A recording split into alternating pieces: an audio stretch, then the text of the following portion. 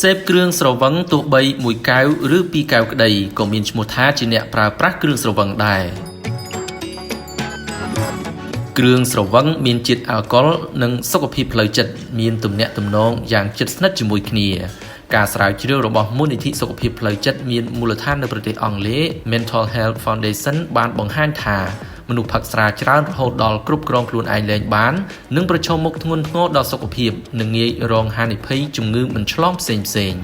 ក្រៅពីផឹកគ្រឿងស្រវឹងដើម្បីភាពសប្បាយរីករាយនិងផឹកដើម្បីការជួបជុំមនុស្សមួយចំនួនបានសម្រេចចិត្តជ្រើសរើសគ្រឿងស្រវឹងជាមិត្តរួមមានស្រានិងស្រាបៀរផឹកដើម្បីបន្ថយអាការៈតានតឹងចិត្តជាដើម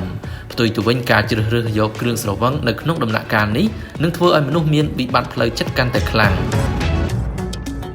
អ្នកជំនាញសុខភាពសាធារណៈបានបញ្ជាក់បន្ថែមថាអ្វីត្បិតឥទ្ធិពលជាតិអាល់កុលចូលជ្រកក្នុងខ្លួនគ្រាន់តែជារូបភាពបណ្ដោះអាសន្នក៏ពិតមែនប៉ុន្តែគ្រឿងស្រវឹងចូលញឹកញាប់ពេកនោះសុខភាពរាងកាយនិងសុខភាពខួរក្បាលកាន់តែចុះខ្សោយបន្តិចម្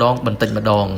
អ្នកប្រើប្រាស់គ្រឿងស្រវឹងអាចកត់សម្គាល់ពីអាការៈចុះខ្សោយសុខភាពរបស់ខ្លួនដោយងាយបំផុតគឺការចុះខ្សោយថាមពលរាងកាយបន្ទាប់ពីទទួលទានគ្រឿងស្រវឹង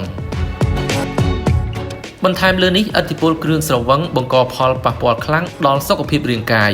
ចំណុចនេះបណ្ដាលឲ្យមនុស្សមានអាកប្បកិរិយាខុសប្រក្រតីគ្មានបម្រុងប្រយ័ត្នមានអារម្មណ៍ឆេវឆាវបង្កគ្រោះថ្នាក់ឬអាចក្លាយជាជនរងគ្រោះពីអំពើហិង្សាតាមទម្រង់ណាមួយឬអាចក្លាយជាអ្នកប្រព្រឹត្តអំពើហិង្សាក៏មានឥទ្ធិពលរយៈពេលខ្លីផឹកគ្រឿងស្រវឹងច្រើនពេកអាចនាំឲ្យមនុស្សឆាប់មានបញ្ហាងងុយដេកកើតមានបញ្ហាវិបត្តិដំណេកឈឺក្រពះហើមពោះនិងឈឺក្បាលប្រកាន់ជាដើមចំណែកការប្រើប្រាស់គ្រឿងស្រវឹងរយៈពេលវែងបង្កហានិភ័យដល់ស្ថានភាពសុខភាពធ្ងន់ធ្ងររួមមានជំងឺបេះដូងជំងឺដាច់សរសៃឈាមខួរក្បាលជំងឺលើសឈាមជំងឺក្រិនថ្លើមនិងជំងឺមហារីកនិយាយអំពីឥទ្ធិពលគ្រឿងស្រវឹងមកលើសុខភាពផ្លូវចិត្តវិញជាតិអាល់កុលអាចធ្វើឲ្យមនុស្សមានបញ្ហាធ្លាក់ទឹកចិត្តកាន់តែធ្ងន់ធ្ងរនិងបង្កើនផលប៉ះពាល់ប្រឆាំងនឹងឱសថព្យាបាលជំងឺធ្លាក់ទឹកចិត្តមួយចំនួននេះចំពោះអ្នកកំពុងព្យាបាលសុខភាពផ្លូវចិត្តអ្នកជំនាញសុខភាពផ្លូវចិត្តបានបញ្ជាក់ម្ដងហើយម្ដងទៀតថាសូរ៉ាមិនមែនជាដំណោះស្រាយជំងឺធ្លាក់ទឹកចិត្ត stress ការព្យាបាលជំងឺថប់បារម្ភអារម្មណ៍ពិបាកផ្សេងនោះទេផឹកកាន់តែច្រើនជីវិតកាន់តែស្មុគស្មាញហើយដំណោះស្រាយល្អដែលជួយដល់គុណភាពជីវិតកាន់តែមានតិច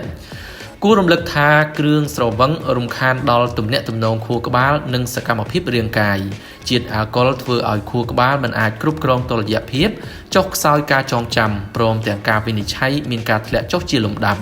ផឹកគ្រឿងស្រវឹងច្រើនរយៈពេលយូរបណ្ដាលឲ្យមានការប្រែប្រួលនៃសរសៃប្រសាទពិសេសគ្រោះថ្នាក់ខ្លាំងបំផុតនៅក្នុងដំណើរជីវិតយុវជនប្រសិនបើពួកគេសេពគ្រឿងស្រវឹង